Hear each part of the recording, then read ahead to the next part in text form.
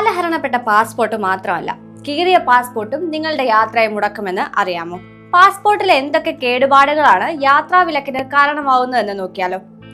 വെള്ളം വീണ പാടുകൾ, കീറിയ പേജുകൾ, പോറൽ വീണ ഡേറ്റ ചിപ്പ് എന്നിവയൊക്കെ പാസ്പോർട്ട് നിരസിക്കാൻ കാരണമാകും. എംബഡഡ് ചിപ്പുകൾ, ഹോളോഗ്രാമുകൾ, മെഷീൻ റീഡബിൾ സോണുകൾ തുടങ്ങിയ നൂതന സുരക്ഷാ സവിശേഷതകൾ ഇന്ന് പാസ്പോർട്ടുകളിൽ ഉൾപ്പെടുത്തിയിട്ടുണ്ട്. ഇവ കേടായാൽ സ്കാനറുകൾക്ക് രേഖകൾ വായിക്കാൻ കഴിയാതെ വന്നേക്കാം. പാസ്പോർട്ട് കീറുകയോ പേജുകൾ വേർപെട്ടിരിക്കുകയോ കണ്ടാൽ അതിനെ തട്ടിപ്പല്ലെങ്കിൽ വ്യാജരേഖ ചമച്ചതായാണ് ഉദ്യോഗസ്ഥർ കണക്കാക്കുക. ചില രാജ്യങ്ങളിൽ നിയമങ്ങൾ കുറച്ചുകൂടി കർശനമാണ്. എന്തൊക്കെയാണ് നേരിടേണ്ടി വരുന്ന പ്രധാന വെല്ലുവിളികൾ എന്ന് നോക്കാം. 1. വിമാനത്താവളങ്ങളിൽ ബോർഡിംഗ് നിഷേധിക്കുന്നു. 2.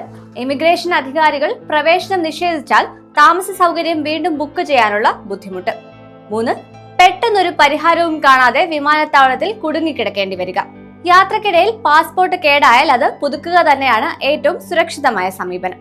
റീഇഷ്യൂ വിഭാഗത്തിൽ പാസ്പോർട്ട് സേവ വഴി ഓൺലൈനായി ഇത് ചെയ്യാനാവും. അങ്ങനെ ചെയ്യുമ്പോൾ പുതിയ കാലയളവും നമ്പറുമുള്ള പാസ്പോർട്ട് ലഭിക്കും. വിമാനത്താവളത്തിൽ വെച്ച് കേടുപാടുകൾ ശ്രദ്ധയിൽപ്പെട്ടാൽ ഉടൻ എയർലൈൻ ജീവനക്കാരെ കാര്യമറിയിക്കുക. ഇമിഗ്രേഷനുമായി കൂടി ആലോചിച്ച് ബോർഡിംഗ് സാധ്യമാണോ എന്ന് ചോദിക്കാം. ആവശ്യമെങ്കിൽ അടിയന്തര യാത്രാരേഖകൾക്കായി എംബസിയെയോ കോൺസുലേറ്റിനെയോ സമീപിക്കാം. അടിയന്തര രേഖകൾ നിങ്ങളുടെ മാതൃരാജ്യത്തേക്ക് മടങ്ങാൻ മാത്രമേ അനുവദിക്കൂ എന്ന കാര്യം പ്രത്യേകം ഓർമ്മിപ്പിക്കാം.